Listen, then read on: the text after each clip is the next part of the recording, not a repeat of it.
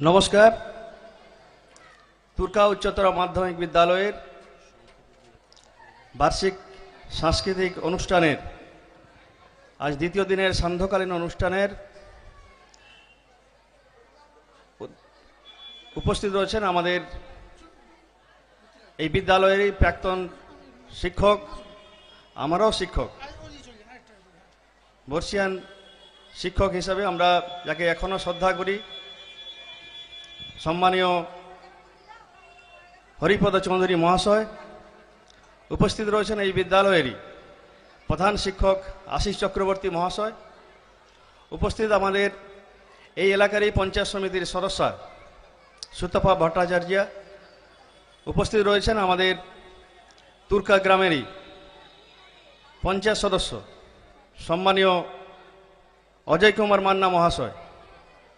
উপস্থিত আমারও এই বিদ্যালয়ের শিক্ষিকা ছিলেন, এই এলাকায় তুরকা বাড়ি, এই বিদ্যালয়ে অনেক দিন ধরে শিক্ষকতার কাজ করে গেছেন সম্মানীয় ঝর্ণা ম্যাডাম। উপস্থিত রয়েছেন তুরকা দক্ষিণ মাদ্রাসা কমিটির সম্পাদক, এই স্কুলেরই ছাত্র সম্মানীয় মুজিবর খান মহাশয়। এছাড়া উপস্থিত রয়েছেন আমাদের এই বিদ্যালয়ের সকল শিক্ষক শিক্ষিকা, শিক্ষাকর্মী, সঙ্গে উপস্থিত রয়েছে আমাদের ছাত্রছাত্রী সহ এই এলাকার অভিভাবক অভিভাবিকা বৃন্দ। সবাইকে শুভেচ্ছা অভিনন্দন জানিয়ে দু একটা কথা বলেই আমি আমার বক্তব্য শেষ করতে চাই। তুরকা উচ্চতর মাধ্যমিক বিদ্যালয় সেই 1946 সাল থেকে আজ 2025 বিগত প্রায় 75 বছর আমরা অতিক্রান্ত করেছি। আমরা 75 বছরের অনুষ্ঠান আমরা জাঁকজমকভাবে বার্ষিক অনুষ্ঠানে বিদ্যালয়ের পরিচালনা করার ক্ষেত্রে আমরা এই এলাকার অনেক সাহায্য সহানুভূতি পাই, পরামর্শ পাই। তাই আজকে এই ধরনের একটা অনুষ্ঠানে যে সমস্ত অতিথিগণ রয়েছেন, আমি চাই আপনারা এমন একটি পরামর্শ দিন, প্রস্তাব দিন যেখানে আমরা এই বিদ্যালয়টিকে আমাদের ব্লকের একটা ভালো জায়গায় নিয়ে যেতে পারি। আপনারা জানেন ইতিমধ্যেই আমাদের বিদ্যালয়ে পরিচালনা করার ক্ষেত্রেই অনেক রকম আর্থিক সমস্যা রয়েছে। তা সত্ত্বেও সীমায়িত ক্ষমতার মধ্য থেকে আমরা বিদ্যালয়কে পরিচালনা করার চেষ্টা করি।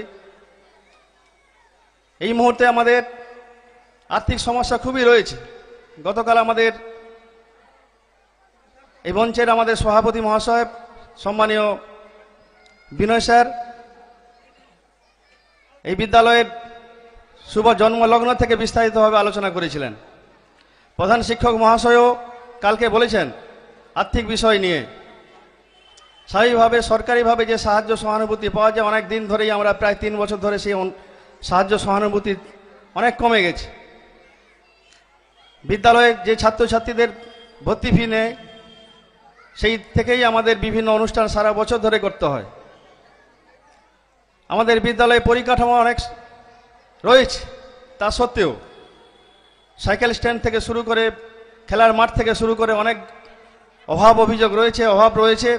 আমরা চাইছি এই উদ্যোগ নিয়ে, এলাকার সাহায্য সহানুভূতি নিয়ে আমরা বিদ্যালয় মাঠটিকে একটু সৌন্দর্যায়ন করা এবং সেটাকে খেলার উপযোগী করে তোলা, তার চেষ্টা আমরা চালাচ্ছি। বিদ্যালয়ের আমাদের এই দক্ষিণ দিকে যে বিল্ডিংটি রয়েছে অনেক পুরনো বিল্ডিং, কিন্তু জরাজীর্ণ অবস্থায় রয়েছে। আমরা সরকারের সহানুভূতির জন্য আমরা ইতিমধ্যে দরবার করেছি রাজ্য স্তরে।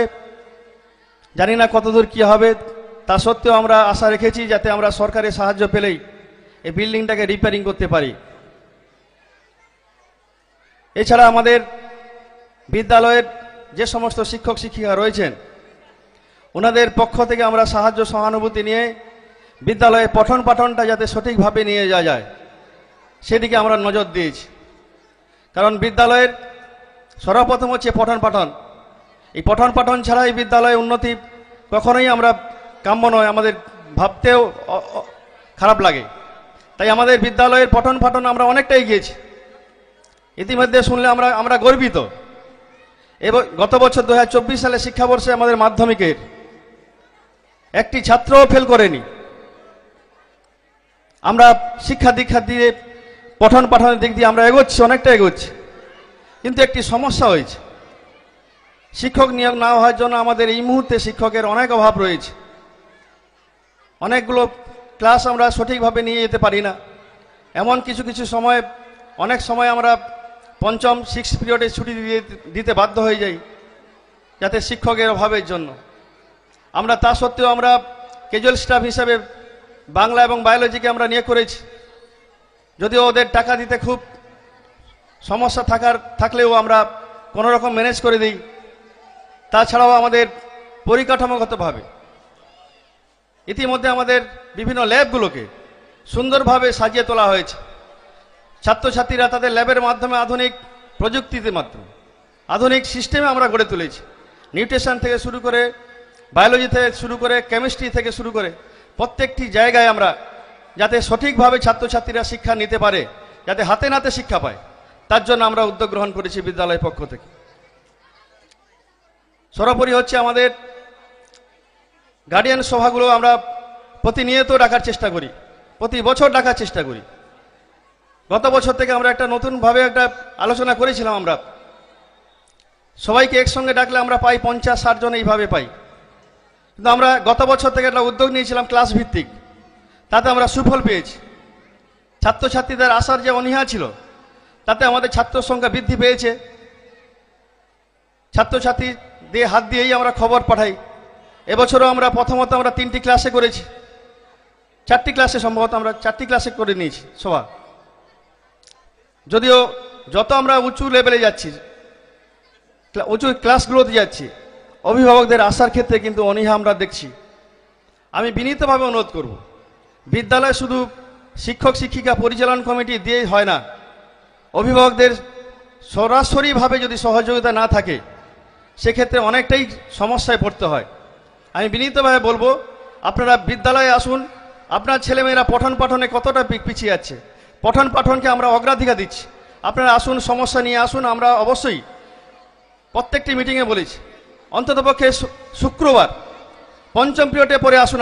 আপনার ছেলে মেয়েদের কী অভিযোগ রয়েছে, কেন আমরা একটি ছেলেকে ভালো জায়গায় নিয়ে পৌঁছতে পারছি না, সেই দিক দিয়ে আলোচনা করার জন্য আমরা সময় দিয়েছি। কিন্তু এখন আমি দুঃখের বিষয়, শুক্রবার কিন্তু কোনো অভিভাবককে দেখলাম না যে ছেলে মেয়েদের নিয়ে একটু আলোচনা করার জন্য এসছেন। তাই আমি বিনীতভাবে বলব, সমস্ত অভিভাবক অভিভাবিকা, অনেক বাবা মায়ের সমস্যা থাকতেই পারে, মায়েদের তো সমস্যা নেই। মায়েরা আসুন, আলোচনা করুন বিদ্যালয় সংক্রান্ত, পঠন পাঠন সংক্রান্ত আসুন, আলোচনা করুন। আমরা বিদ্যালয়কে আমরা সঠিক জায়গায় নিয়ে যেতে চাইছি। তাই বিনীতভাবে বলবো, আপনারা এই সমস্যাগুলো কাটিয়ে তোলার জন্য সবাই সহযোগিতা করবেন। দ্বিতীয়ত হচ্ছে, আমাদের ইতিমধ্যেই সরকারিভাবে একটা দেখেছেন, যাওয়া আসা নিয়ে আমাদের সমস্যা থাকতো। ছেলেমেয়েরা 5ম পিরিয়ড হলেই তারা স্বঘোষিত ছুটি নিয়েই গেটে বাইরে চলে যেত। আমরা বিনীতভাবে বলবো, আপনার ছাত্রছাত্রীদের একটু বোঝান বাড়িতে গিয়ে, যে অন্ততপক্ষে ক্লাস শেষ না হওয়া পর্যন্ত কোনো ছাত্রছাত্রী যাতে বিদ্যালয়ের বাইরে যাতে না যায়।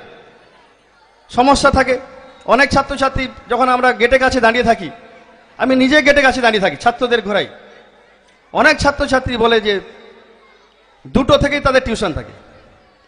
শুধু 2টো থেকে ক্লাস নয়, টিউশন নয়, এমন কিছু কিছু সময় রয়েছে ক্লাস 10টাতেও টিউশনের ব্যবস্থা রয়েছে। আমি বিনীতভাবে অনুরোধ করব, বিদ্যালয়ের সময়ে কোনো টিউশন যাতে না যায়। আপনাদের অভিভাবকবৃন্দদের আমি অনুরোধ করব, আপনারা সেই দিকে নজর দিন। কারণ ছাত্রছাত্রীরা বিদ্যালয়ের সময়ে আসলে বিদ্যালয়ে পরিবেশটা সুষ্ঠু থাকবে, বিদ্যালয়ে আসলে শিক্ষা দীক্ষার দিকে মানটা একটু বৃদ্ধি পাবে। আমাদের বিদ্যালয়ে যে সমস্ত শিক্ষক রয়েছেন, অবশ্যই দক্ষতার সঙ্গে ওনারা চেষ্টা করছেন যাতে বিদ্যালয়ের পরিবেশটাকে আরও ভালো করে তুলতে পারেন, বিদ্যালয়ে পঠন পাঠনের ব্যবস্থাকে যাতে আরও উন্নত জায়গায় নিয়ে যেতে পারে। সবাইকে প্রীতি শুভেচ্ছা অভিনন্দন জানিয়ে